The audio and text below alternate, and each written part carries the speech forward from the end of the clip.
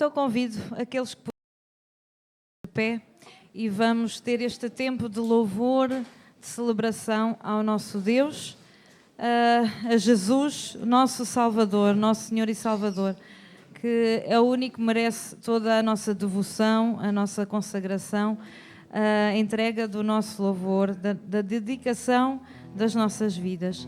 E vamos cantar um cântico de louvor a Deus. E enquanto o fazemos, também temos a oportunidade de quem quiser participar na entregar o euro missionário, poderá colocá-lo aqui neste vaso, enquanto cantamos este cântico. Então esta oferta vai ser dada depois à Associação da Associação de Apoio e Expansão Missionária para apoiar todos os obreiros e pastores que necessitam de ter o seu sustento. Realmente possamos, quem puder, quem quiser contribuir para este fim, o possa fazer enquanto cantamos este cântico. Quero louvar-te.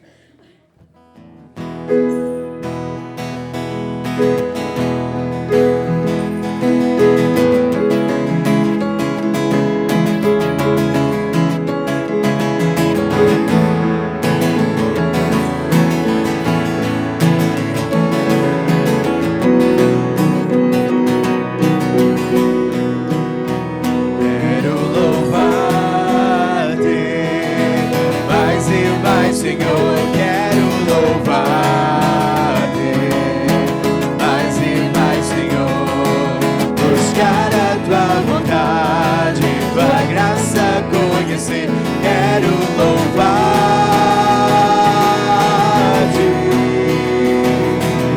As aves do céu cantam para ti, as flores do campo mostram teu poder.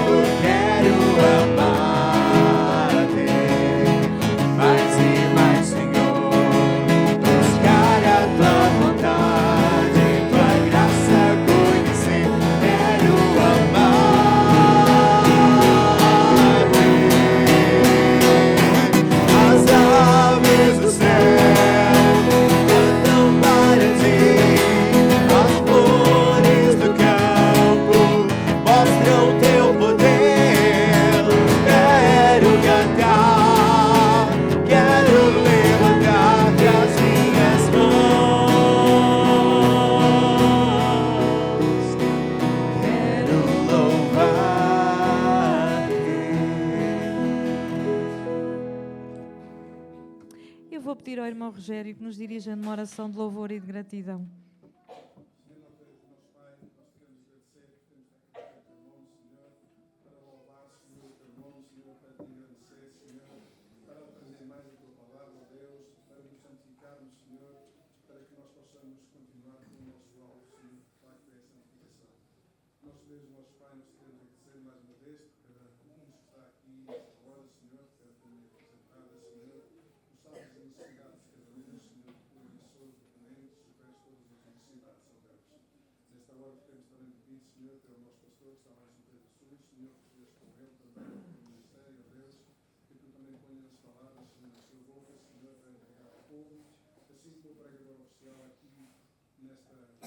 Senhor, nesta hora, neste lugar, Senhor, nós temos lugar, Senhor, que abençoe o seu lado, Senhor, que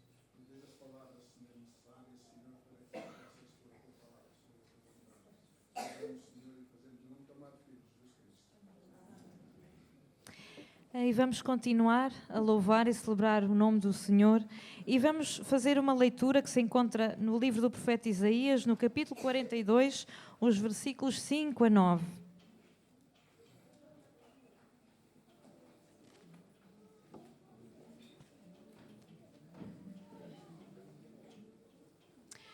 Isaías 42, os versículos 5 a 9.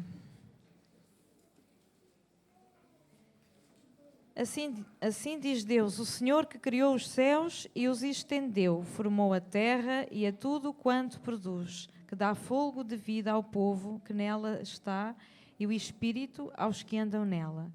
Eu, o Senhor, te chamei em justiça, tomar-te-ei pela mão e te guardarei e te farei mediador da aliança com o povo e luz para os gentios, para abrires os olhos aos cegos, para tirares da prisão o cativo e do cárcere os que jazem em trevas.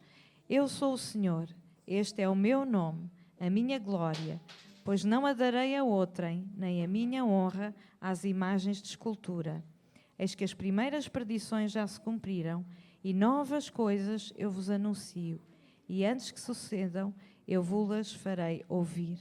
Então o Senhor, através da boca do profeta Isaías, lançou esta profecia, esta palavra de esperança, que viria alguém que viria redimir o seu povo, que seria luz para os gentios, alguém chamado por Deus. Tomar-te-ei pela mão e te guardarei, te farei mediador da aliança com o povo e luz para os gentios, para abrir os olhos aos cegos, para tirares da prisão o cativo e do cárcere e os que jazem em trevas. Então, quem veio foi o próprio Deus, na pessoa do Senhor Jesus, que encarnou e veio a este mundo para entregar a sua própria vida em amor sacrificial por cada um de nós. Ele veio nos libertar desta prisão do pecado que nos aprisionava, nos acorrentava, nos separava de Deus.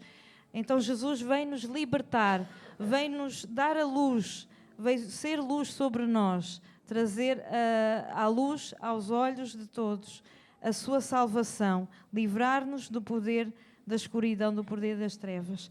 Então estamos muito gratos a Deus por isso, e em particular nesta época de Natal em que recordamos realmente a encarnação, a vinda do Senhor Jesus a este mundo de uma forma tão humilde. E vamos cantar este hino que fala sobre a vinda do Senhor Jesus e também que nós o convidamos a que Ele possa morar e habitar nas nossas vidas, nos nossos corações. Vamos ter também o privilégio de dedicar os nossos dízimos e as nossas ofertas enquanto cantamos este hino. Eu vou pedir então aos nossos irmãos diáconos, o Lourenço e o irmão Rogério, nos possam auxiliar então na recolha dos dízimos e das ofertas.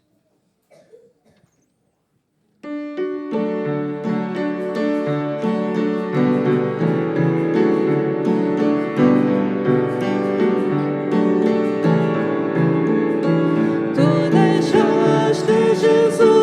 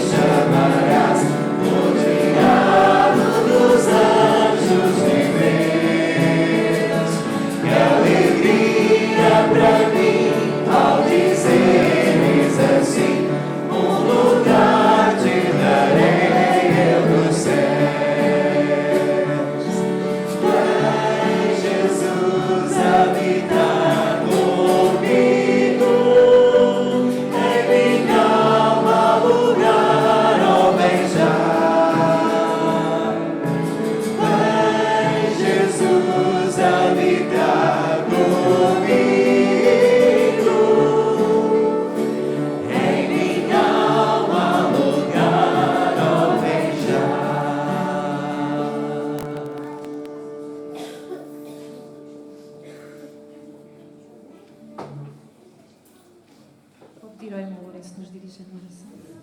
Senhor nosso Deus e nosso Pai, continuamos, Senhor, a louvar, a agradecer, Senhor, pois só Tu és digno de todo o louvor, toda a honra. Graças te damos, Senhor, por cuidar tens para connosco, Senhor, por as bênçãos, pelas misericórdias, Senhor. Obrigado, Senhor, pelo Senhor Jesus, pelo sangue partido naquela cruz, Senhor, por isso que nós podemos ter a salvação. Graças te damos, Senhor, também por estes dízimos e ofertas, uma pequena parte, Senhor, que nós devolvemos, por tudo aquilo que Tu nos dás. Graças te damos e agradecemos tudo, em nome do Senhor Jesus Cristo. Podem se sentar e vamos continuar. Ainda antes de ouvirmos então a mensagem entregue pelo nosso irmão André, vamos abrir as nossas Bíblias no Evangelho de João, no capítulo 10.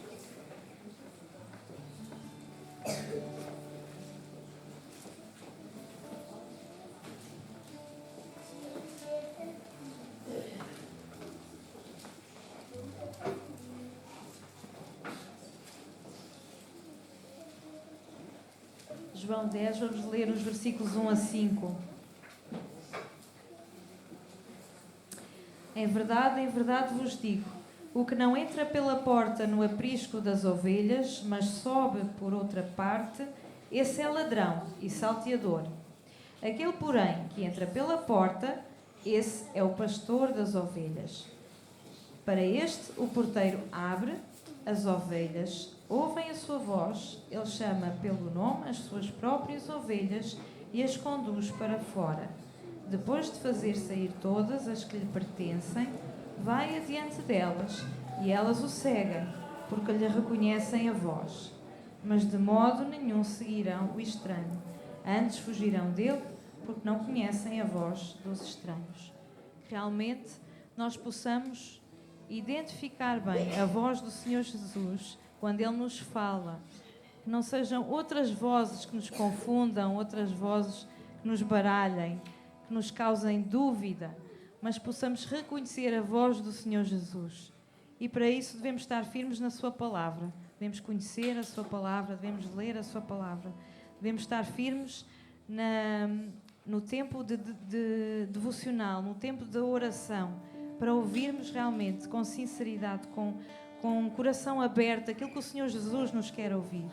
Porque sabemos que Jesus, como diz a Sua palavra, é o pastor, é o nosso pastor. E Ele chama cada uma das Suas ovelhas pelo seu nome. Ele nos conhece e vai adiante de nós, abrindo o caminho. E nós vamos seguindo, porque sabemos que seguindo o caminho de Jesus, iremos encontrar descanso para a nossa alma, iremos encontrar sustento, esperança, alegria. Mesmo no meio das dificuldades, das provações, sabemos que Ele está a cuidar de cada um de nós. E Ele é essa porta de salvação, esse meio, é o único meio de termos o perdão e de chegarmos até Deus. E é isso que vamos cantar neste hino, Pastor Divino. Este hino é como uma oração em que nós clamamos, pedimos a Jesus, que é o nosso pastor divino, que nos ouça. Não é? Nós somos o seu rebanho, reunidos, congregados neste lugar. E rogamos a Jesus que realmente possa ouvir a nossa prece, a nossa oração, que Ele possa atender à nossa necessidade, que possa trazer cura a quem está doente, que possa trazer ânimo e alento. Só Jesus é o nosso pastor.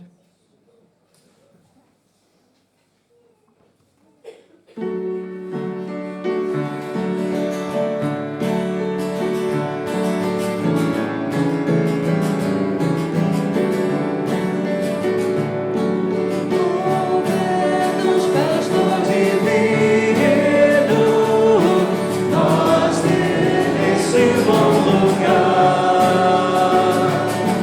eu rebanho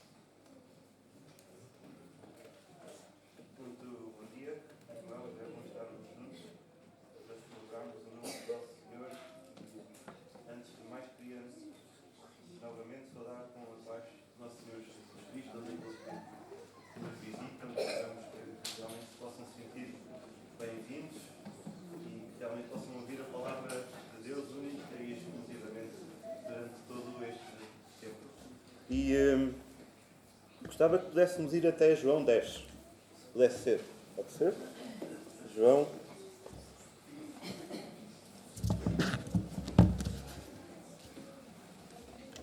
Capítulo.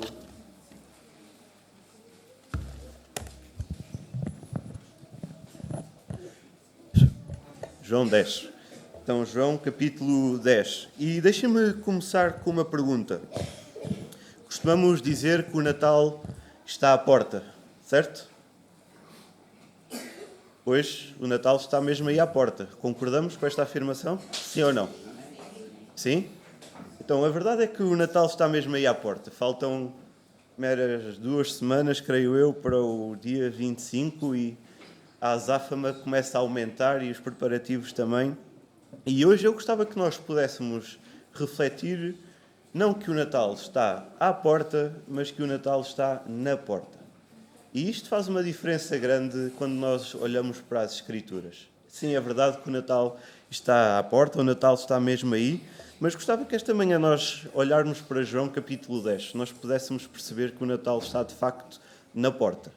Não que o Natal esteja pendurado num efeito, numa das portas, não que haja portas mais bonitas do que outras, mas nós que pudéssemos perceber que o Natal, Jesus Cristo, está na porta, é a porta. E esta semana eu acabava de ler um livro que se chama Uma Fé Pública, de Miroslav Volf, e lá a determinada altura ele tem uma expressão que vai dizer que o que importa mais não é a fonte da satisfação, mas sim a experiência dela, ou seja, a minha satisfação.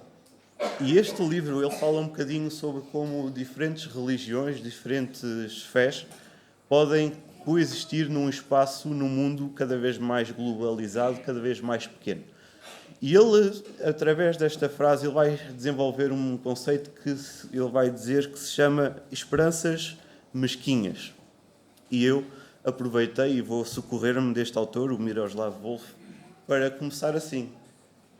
Muitas vezes nós temos esperanças mesquinhas para a nossa vida. E o que é que são estas esperanças mesquinhas? Cada vez mais nós avaliamos se uma coisa é boa ou má por aquilo que ela nos traz. Nós avaliamos se uma coisa é boa ou má por aquilo que ela provoca em nós. Se ela me dá uma coisa boa, então isso é positivo. Se ela me dá algo mau, então isso é negativo. E a verdade é que estas esperanças mesquinhas, elas surgem quando o eu tenta controlar as coisas.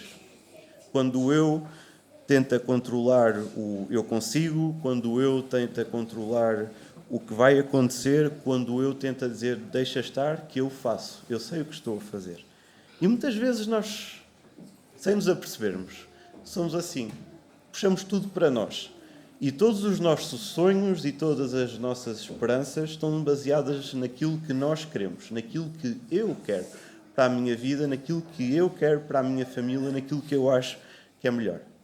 Mas a verdade é que quando nós olhamos para estas esperanças mesquinhas, nestas esperanças superficiais, nós percebemos que cada vez mais há pessoas a entrarem em solidão, a entrarem em tristeza, a entrarem em melancolia, a entrarem num estado de desespero, em que na verdade o que está a acontecer é que o seu ego não é satisfeito. Há uma sensação de fracasso. E quando nós olhamos para isto, nós devíamos perceber que nós não devemos ser pessoas de esperanças mesquinhas, de esperanças superficiais, mas que quando caminhamos para o Natal nós possamos perceber que devemos cultivar em nós então esperanças eternas, esperanças baseadas única e exclusivamente no Senhor Jesus Cristo. E aquilo que eu me apercebi ao olhar para João 10, que vamos meditar hoje, é que já na altura havia um grupo de pessoas que tinham este tipo de esperanças mesquinhas. Eram os fariseus e os judeus. Este grupo procurava exclusivamente manter a sua reputação, procurava manter o seu estatuto, procurava manter o seu prestígio, procurava manter a paz para que realmente eles não fossem incomodados. Então, quando nós olhamos para João 10 e a Miriel leu os primeiros 5 versículos, nós devemos primeiramente, e eu convidava os irmãos a abrirem em João 10, olhar para o que acontece em João capítulo 9. Porque aquilo que vai acontecer em João, capítulo 10, versículo 1, e eu vou ler só o início, João 10, versículo 1, nós vamos encontrar Jesus a falar e Jesus vai dizer: em verdade vos digo. Então Jesus Cristo começa o capítulo 10 a referir-se a alguém especificamente, a falar para um grupo de pessoas. E para nós percebermos o que é que está aqui a acontecer, nós estamos a olhar para aquilo que acontece no capítulo 9. É uma resposta que Jesus vai dar a um determinado grupo de pessoas, estes fariseus e estes judeus mais rebeldes. Então o que é que acontece em João 9? Em João 9, os irmãos podem dar uma leitura na diagonal. E ele fala-nos da cura de um cego de nascença. Os irmãos lembram-se? Aquele cego de nascença em que os discípulos questionavam quem é que pecou. E aquilo que Jesus vai dizer lá em João 9, no versículo 13, é que ele nasceu cego para que nele se pudessem manifestar as obras do Senhor Deus. E ao longo do capítulo nós vamos perceber a forma como Jesus vai curar este cego. Vamos perceber como este homem vai ser levado junto dos fariseus, da classe mais religiosa. E vamos perceber no final do capítulo como este homem vai reconhecer o Senhor Jesus Cristo. Sim, Senhor, eu creio que Tu és o Senhor, diz João 9, 38. Creio, Senhor, que Tu és o Messias prometido. Mas durante este evento de João 9, e isto é importante, vão surgir alguns problemas. E quais eram os problemas? Quando o cego é curado, é um sábado. E os fariseus não gostavam nada que acontecessem coisas ao sábado. Sábado era o dia sagrado, ninguém poderia fazer nada. Nem transportar carga, nem trabalhar, ninguém podia fazer nada. E então, olhando para o versículo 14 de João 9, nós podemos concluir isso. Eles estavam revoltados porque era sábado. Mas quando nós olhamos também para o versículo 13, nós vamos, no versículo 13 e 14, vamos perceber que eles estavam a interrogá-lo que era, e porque era sábado. E quando nós olhamos sim para o versículo 22, nós vamos perceber, João 9, 22, que já começava a haver alguma opressão por parte da classe religiosa, por parte dos fariseus e por parte dos judeus. E os irmãos vejam o que diz João 9, 22. Diz: isto disseram a seus pais. Basicamente os fariseus chamaram os pais daquele senhor a questionar realmente se ele era cego de nascença. E os pais vão dizer: perguntai a ele. Então chegamos ao versículo 22 e vai-nos dizer: os pais disseram isto disseram seus pais porque estavam com medo dos judeus, pois estes já haviam assentado que, se alguém confessasse ser Jesus o Cristo, fosse expulso da sinagoga. Então, os judeus e os fariseus não queriam que ninguém confessasse o Senhor Jesus Cristo. Não queriam que atribuíssem nada ao Senhor Jesus. Mas a verdade é que nós chegamos ao final do capítulo e este homem vai reconhecer, conforme eu dizia no versículo 38, que Jesus é o Senhor. E quando nós depois lemos o versículo 39, 40 e 41, vejam o que diz o Senhor Jesus Cristo. João 9, versículo 39. Prosseguiu Jesus: eu vim a este mundo para juízo, a fim de que, ou com o objetivo de, que os que não veem vejam e os que veem se tornem cegos. Algum dentre os fariseus que estavam perto dele perguntaram-lhes: acaso também nós somos cegos? Versículo 41. Respondeu-lhes Jesus: se fosseis cegos, não terias pecado algum, mas porque agora dizeis, não vemos, subsiste o vosso pecado. Este é o pano de fundo. Um grupo de fariseus que se coloca mesmo, se questiona a eles próprios: será que somos cegos? E eu gostava que hoje nós pudéssemos perceber que o Natal está à porta e que sem Jesus o Natal vai sempre estar à porta e nós não vamos conseguir ver a porta. Muitas vezes, se nós percorrermos tudo e está mesmo aí, está quase a acontecer, falta um conjunto de preparativos. Mas se nós não fizermos nada, nós podemos muito bem passar o dia 25 e continuar cegos. Conforme Jesus dizia a este grupo: se vocês não veem, é porque subsiste pecado em vós. E ele agora vai aprofundar. E é assim que nós olhamos para o capítulo 10. E o capítulo 10 então começa com uma parábola dirigida exatamente a este grupo de pessoas. E os próximos versículos vão permitir perceber não só que Jesus é o Salvador, não só que Jesus é a porta, não só que Jesus era aquilo que os fariseus precisavam, mas também é aquilo que nós precisamos. Então, se o irmão, se o amigo que nos visita, neste momento está com dúvidas sobre quem Jesus é, se está com dúvidas daquilo que Jesus fez, está com dúvidas naquilo que Jesus faz, João 10 é um bom exemplo. Então, João 10, eu vou voltar novamente a ler dos versículos 1 até 5. João 10, versículos 1 a 5. Em verdade vos digo, o que não entra pela porta do aprisco das ovelhas, mas sobe por outra parte, esse é ladrão e salteador. Aquele, porém, que entra pela porta, este é o pastor das ovelhas. Para este o porteiro abre, as ovelhas ouvem a sua voz, ele chama pelo nome as suas próprias ovelhas e as conduz para fora. Depois de fazer sair todas as que lhe pertencem, vai adiante delas, e elas o seguem, porque lhes reconhecem a voz. Mas de modo nenhum seguirão o estranho, antes fugirão dele, porque não conhecem a voz do estranho. E há algumas coisas aqui que nós realmente precisamos tomar atenção, olhando para esta parábola. Versículo 1, nós vamos ver que o que não entra pela porta é aquele que é ladrão ou salteador. E depois no versículo 2 nós vamos ver que o que entra pela porta, esse sim é o pastor das ovelhas. E o pastor, só a ele, segundo esta parábola, estão inerentes um determinado conjunto de situações. Então, conforme eu vou dizendo, os irmãos vejam a partir do versículo 3. Ao pastor, vemos que o porteiro abre a porta. Versículo 3. Ao pastor, as ovelhas ouvem a sua voz. O pastor chama pelo nome das suas ovelhas. Versículo 4. O pastor vai adiante das ovelhas. Versículo 4. As ovelhas seguem o pastor porque reconhecem a sua voz. Então, há um determinado conjunto de perguntas que nós temos de fazer. Quem são os salteadores? Quem é o pastor das ovelhas? Quem são as ovelhas? Quem é o guarda? Quem é o porteiro da porta? E quando nós olhamos para esta passagem, pode-nos fazer algumas confusões. Mas a verdade é que o sistema de pastoreio, na altura de Jesus, é diferente daqueles que nós conhecemos hoje. Na altura, cada pastor tinha o seu rebanho, mas à noite o curral, o aprisco, era um só. Então os irmãos vejam um único curral onde lá dentro vão todas as ovelhas de vários pastores, 3, 4, o que quiserem. E é por isso que vai ficar um guarda, um porteiro. Esse guarda, ou empregado, como nós queiramos chamar, tinha a função de vigiar, não só durante o dia, mas principalmente durante a noite, o rebanho dos vários pastores. Os pastores deixavam ali, eles iam. E esse curral tinha, logicamente, um muro alto. E, logicamente, o porteiro só abria a porta se ele reconhecesse quem era o pastor. E, logicamente, o pastor só entrava no curral e tinha de chamar pelas suas ovelhas, porque estavam lá várias ovelhas que não eram todas do mesmo pastor.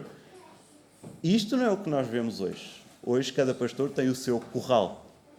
E, da mesma forma que hoje nós vemos os pastores a irem ou atrás ou ao lado do seu rebanho, neste tempo, e ainda hoje, o pastor vai adiante das ovelhas. Então o pastor entra no curral. Neste curral há várias ovelhas de vários pastores e ele logicamente vai chamar as suas e ele vai à frente a comandar o caminho. Não é como hoje. E quando nós percebemos esta diferença é tremendo, porque nós conseguimos perceber o tempo e a época que Jesus estava a viver. Então ele vai dizer, cuidado, pela porta só entra o pastor.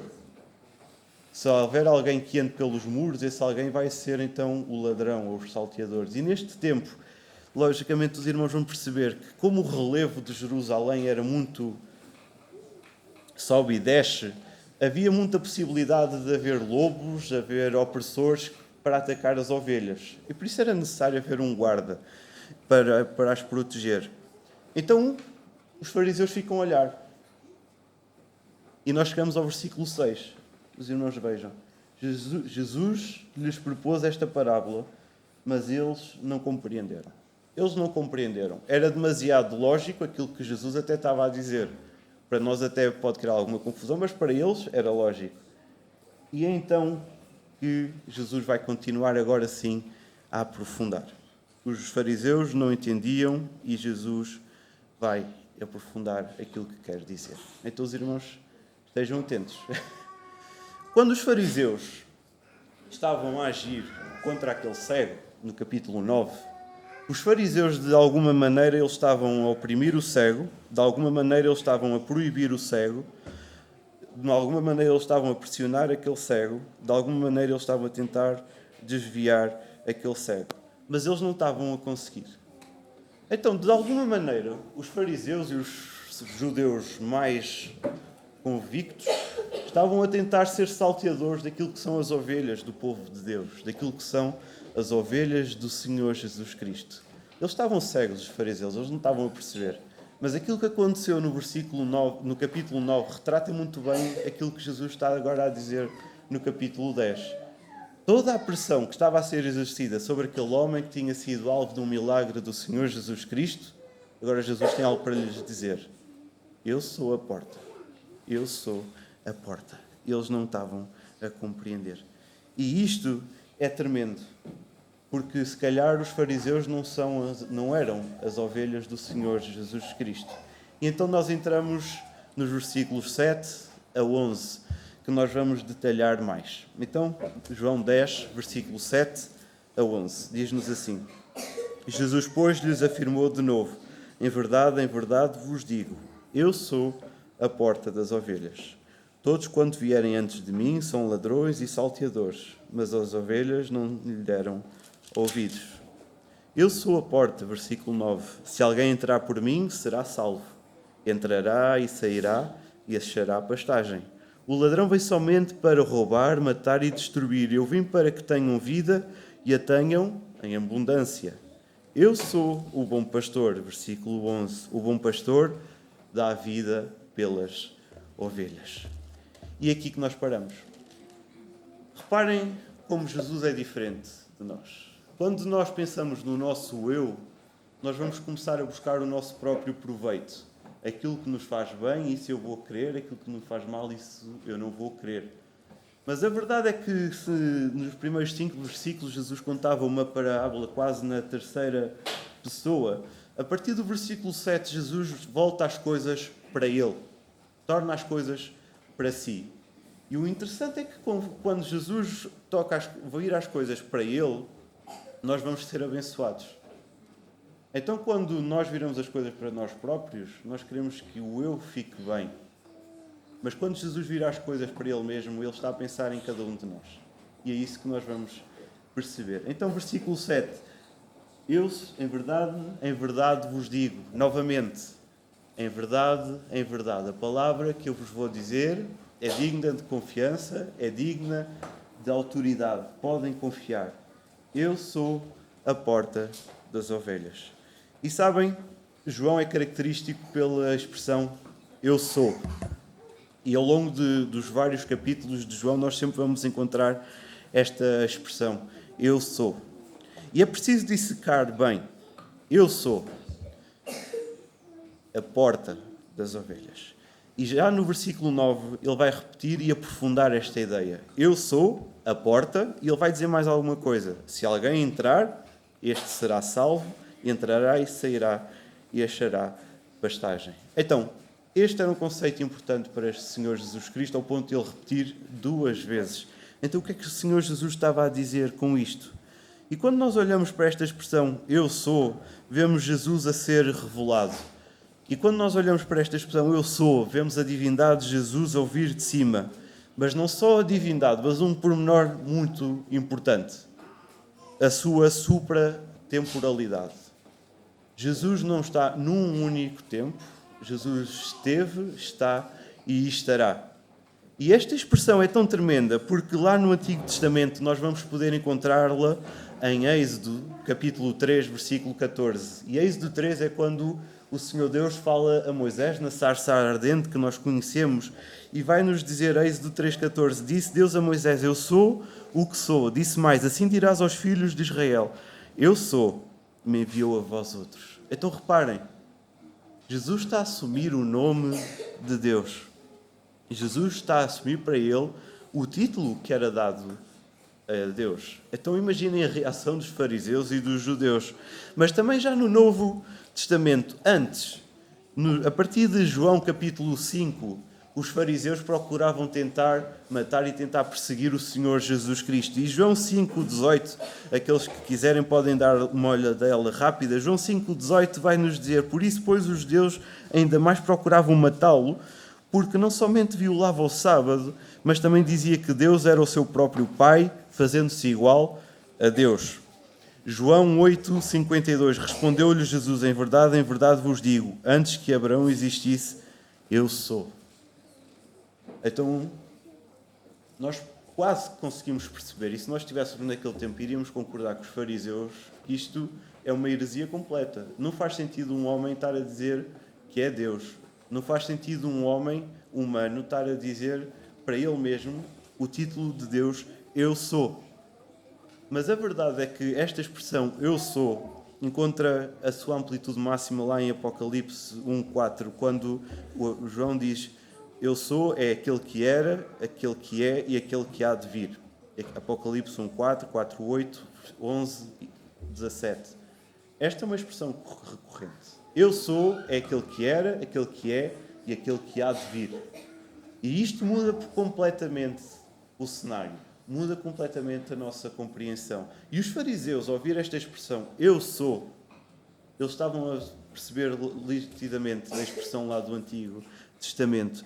E eles estavam a perceber nitidamente que Jesus estava a afirmar algo mais do que aquilo que ele era. Então, algo importante que nós temos de reconhecer.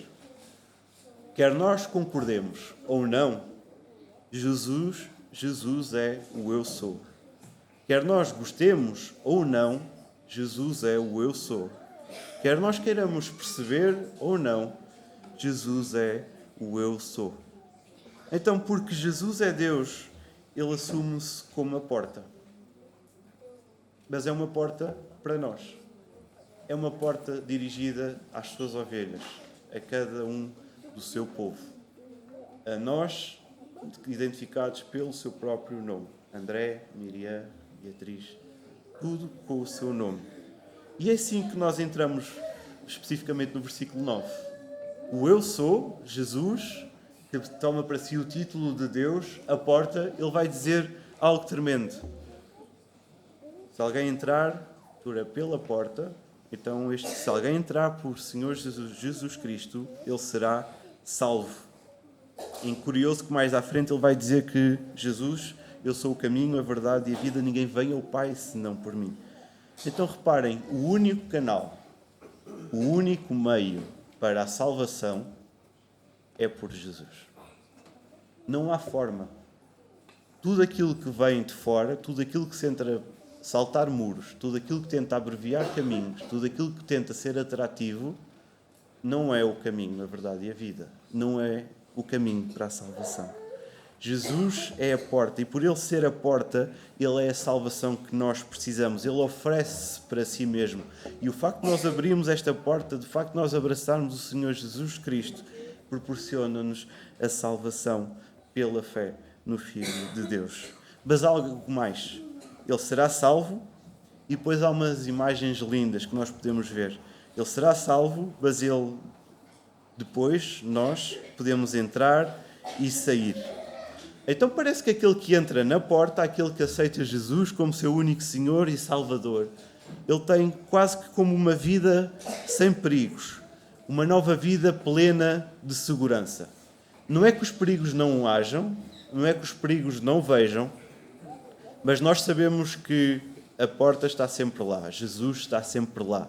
Nós podemos entrar e sair, desfrutar de uma vida nova, plena, cheia de alegria.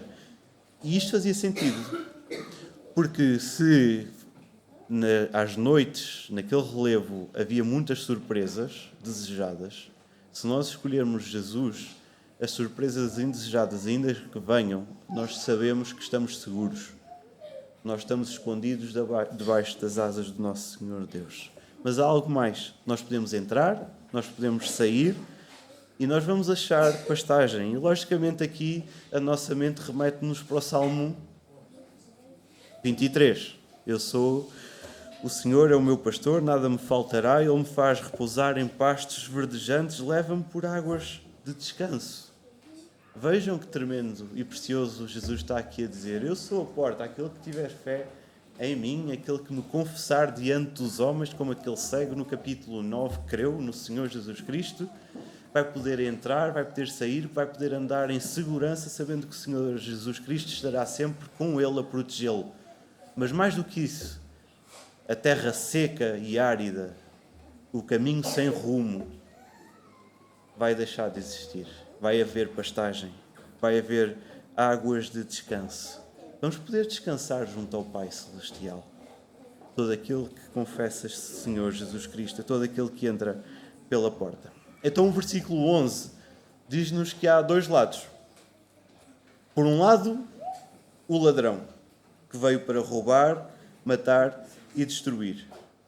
Por outro lado, o Senhor Jesus Cristo, que veio para que nós tivéssemos vida e tivéssemos vida em abundância. Vejam quão precioso é. Vida, conforme a Bíblia a vê, não é vida como nós a vemos humana. É vida Zoé. E vida Zoé é a vida no seu estado mais puro. É a vida que do nada flui.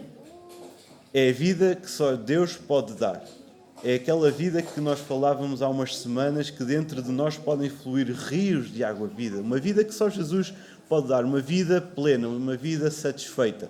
Uma vida satisfeita que, se nós olharmos para as coisas que nos rodeiam, por muito que nos esforcemos, por muito que nos procuremos, nunca vamos conseguir alcançar. Então vejam, a vida está naquele que é enviado e obedece plenamente ao Pai. A vida está no Senhor Jesus Cristo, a vida está no Eu Sou. E sabem porque é que isto é curioso? E eu, ao estudar isto, reparei. E eu nunca tinha pensado nisto. É que, se os irmãos repararem, quem chama Moisés é Deus. Quem chama os patriarcas, Abraão, Isaque, Jacó, é Deus. Quem levantou juízes para o seu povo foi Deus. Quem escolheu o rei Davi foi Deus. Mas é então que o povo, pela sua desobediência, vai para o exílio. E no exílio, o povo fica desgarrado, fica disperso, uns permanecem, outros vão para o exílio. E depois o povo regressa. E quando o povo regressa, vai haver 400 anos de silêncio. E sabem o que é que vai acontecer? Fariseus vão começar a surgir. E eu agora pergunto, quem é que escolheu os fariseus?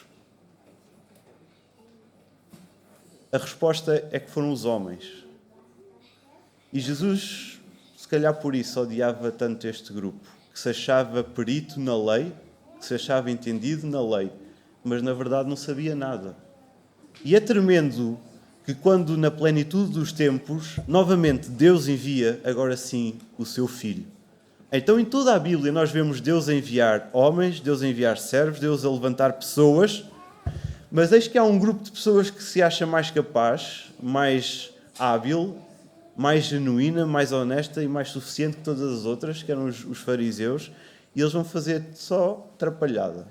E quase que vão fazer a tal ponto de dispersar as ovelhas da casa do Pai.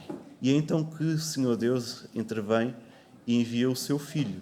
E é por isso que o seu Filho é obra suficiente, é obra grandiosa. Os irmãos conseguem perceber? Os fariseus estavam a tomar o lugar que não era seu. E isso nós fazemos também com a nossa vida. Quando eu coloco o meu eu em primeiro lugar, quando eu acho que sei tudo, quando eu acho que sei todas as coisas, quando eu acho que sei o caminho que devo seguir, quando eu acho que sei o que vou fazer daqui a 5, 10, 15 anos, quando eu acho que sei qual é a melhor coisa para a minha reforma, estou a esquecer Deus. Foi Deus que me revelou. Será mesmo? Ou será que as minhas decisões são tomadas baseadas e sustentadas em submissão ao Pai? E algo incrível é que, quando no Antigo Testamento as ovelhas eram sacrificadas para que o homem pudesse adorar o Pai, agora com o Senhor Jesus Cristo nós vemos uma troca de papéis. Antes, as ovelhas eram sacrificadas para que o homem pudesse chegar ao Pai, para que o aroma do sacrifício pudesse chegar até ao Pai. Mas agora, no Novo Testamento, há uma troca. É o pastor que se vai sacrificar pelas ovelhas. Não são as ovelhas. porque se fossem as ovelhas não iam ser capazes, mas o pastor vai se sacrificar pelas suas ovelhas. E é isso que nós encontramos em João 10, versículo 11. Eu sou o bom pastor. E depois diz mais, o bom pastor dá a vida pelas ovelhas. Então, se há um bom pastor, é o pastor que dá. Mas este pastor não dá meras coisas superficiais. É um pastor que dá a sua vida para que nós possamos viver. É um pastor que dá a sua vida pelas ovelhas. É um pastor que deu a sua vida para que eu e tu, para que eu e o irmão pudéssemos viver. E sabem porque é que isto é tremendo? E eu convidava mesmo a que nós pudéssemos ir até Ezequiel, capítulo 34. Ezequiel, capítulo 34.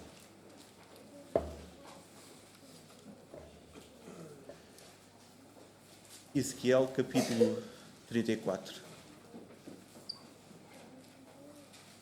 E vejam, Ezequiel, capítulo 34, foi escrito por Ezequiel, profeta, no tempo em que o povo estava no exílio na Babilónia. Então, metade ou a grande parte do povo estava cativo na Babilónia pelo rei Nabucodonosor e alguns ainda tinham ficado.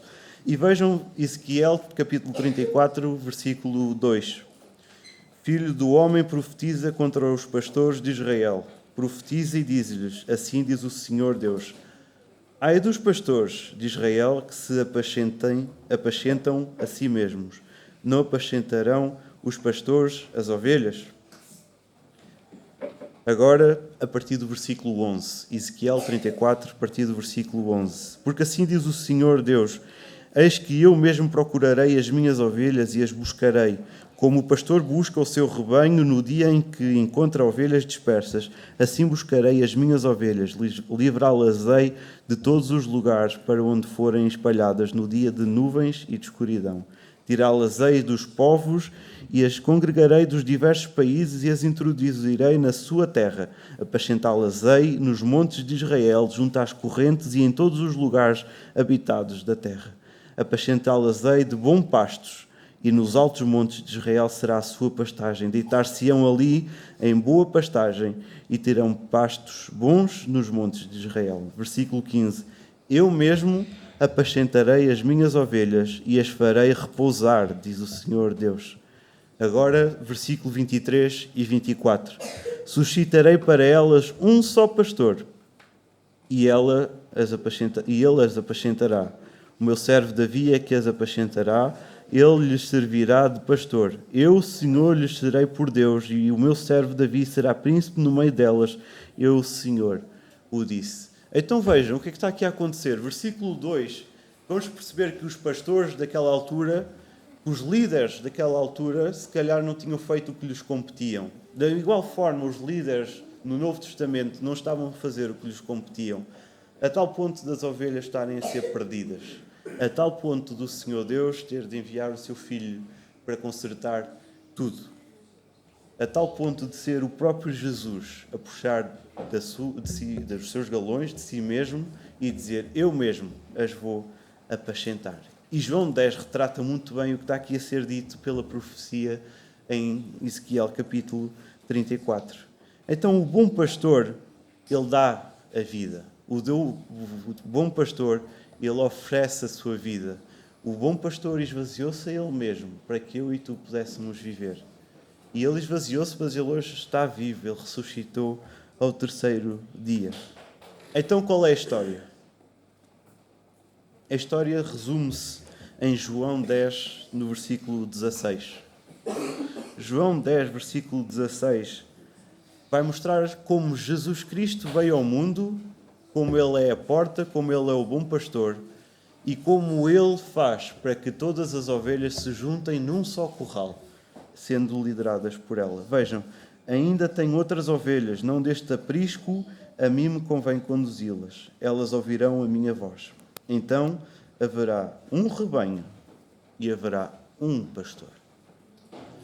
E isto é tremendo, porque o Jesus que morreu pelas pessoas lá em Israel é o mesmo Jesus que morreu por nós aqui em Portugal. A fé que aquelas pessoas lá em Israel têm por Jesus é a fé que nós temos. O Salvador Jesus morreu tanto por aquelas pessoas lá em Israel, como povo gentílico, como nós, Portugal. A salvação é para todos. Jesus veio para todos.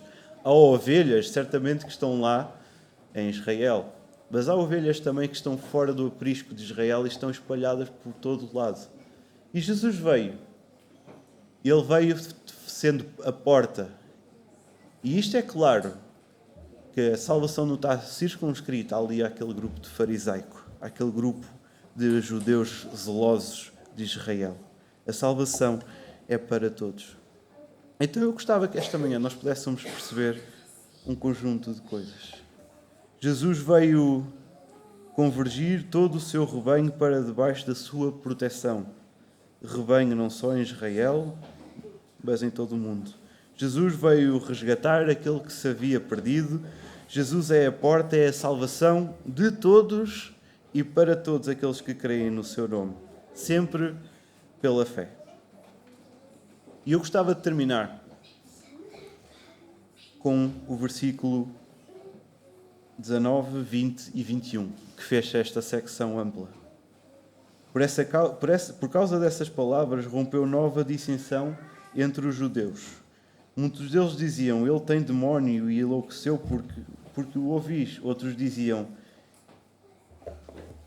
esse modo de falar não é de endemoniado, pois porventura um demónio pode abrir olhos aos cegos.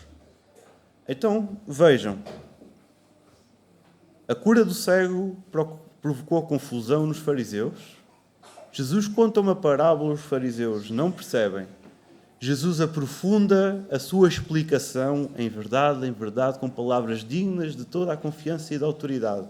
E nós chegamos ao versículo 19 e há uma nova discussão. E aquilo que eu gostava que hoje nós pudéssemos refletir é que enquanto nós não aceitarmos e não compreendermos que Jesus é a porta, todos nós, todos os dias, vamos andar em confusões e dissensões desnecessárias. Conforme este grupo que se achava mais merecedor que os outros, mais capaz do que os outros. Sempre que nós não reconhecermos quem Jesus é, Ele é a porta, o bom pastor, aquele que dá vida e vida abundante, uma vida plena. Sempre que nós não reconhecermos isso, irmãos, amanhã nós vamos estar a bater com a cabeça nas portas todas. Amanhã nós vamos estar outra vez a andar a correr atrás de um vazio. Amanhã nós vamos estar à procura de algo que se calhar a curto prazo até pode ser aquela esperança mesquinha, aquela esperança que sacia, mas que lá no fundo não nos leva a lado nenhum. Então eu gostava que hoje nós pudéssemos compreender qual é o papel que Jesus tem tido na minha vida. Será que eu o reconheço como a porta que preciso de abrir, como a porta que eu preciso de aceitar? Ou será que eu vou continuar a ser teimoso e vou andar dia após dia em confusões e dissensões desnecessárias e a discutir pormenores conforme aquele grupo de fariseus fazia? Vejam, fariseus procuravam o seu interesse, o seu prestígio para a sua glória. Jesus tomou as rédeas, tomou para si mesmo as coisas, mas não as virou para ele. Virando-a para ele, ele virou para nós todos. Estamos confusos? Estamos perdidos? Há uma porta que se abre se nós queremos no Senhor Jesus Cristo. Ele a dá a todo aquele que o buscar. Ele a dá a todo aquele que o invocar.